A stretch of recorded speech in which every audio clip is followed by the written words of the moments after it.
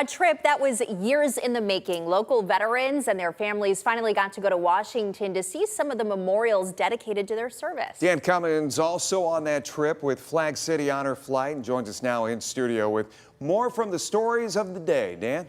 Imagine this, 81 veterans, 81 great stories, every one of them. For each one I told yesterday in our coverage all day, there were many more I wish I had time for. Korean War veterans, for example. Now, at 5 o'clock yesterday, you met two women on our honor flight trip. They were honored at the Women's Memorial Military Memorial. Kathleen Swint from Fremont here, retired from the Air Force as a clinical nurse. She was in hospitals treating Vietnam soldiers coming back to the States during the war.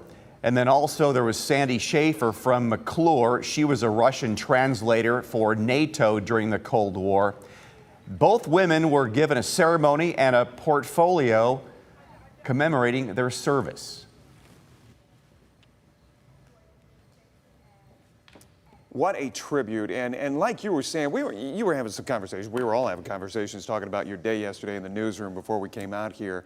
And you were saying there were so many stories, especially for them, because you said you've been on this trip numerous times and there had never been that focus on the females who were such an impact. We've had female veterans before on the trip, many more, but never of that high esteem. Both these women had just great careers in the Air Force and the Army. I did want to say one of I knew it was going to be a great day when I was, those yellow T-shirts that we wear, because every honor flight has a certain code they wear, so you can keep everyone together.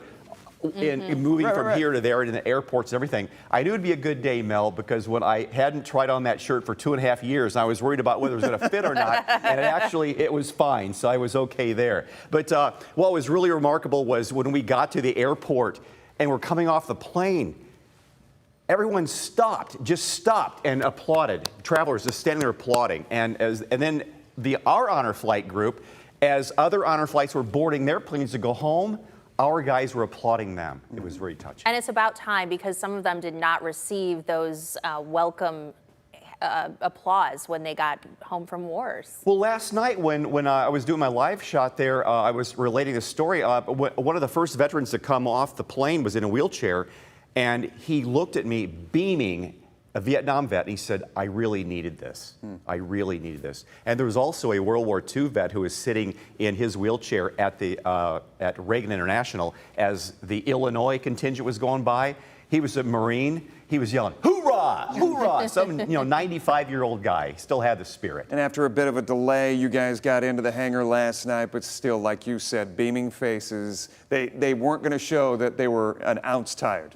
And the people, the volunteers that work for Flag City Honor Flight, part of this whole deal, they love what they do. And again, they've been raising money and they have so much fun, but they just missed this whole experience, and now we're back at it again. All right. And you're going in the fall. Thanks so much, Dan.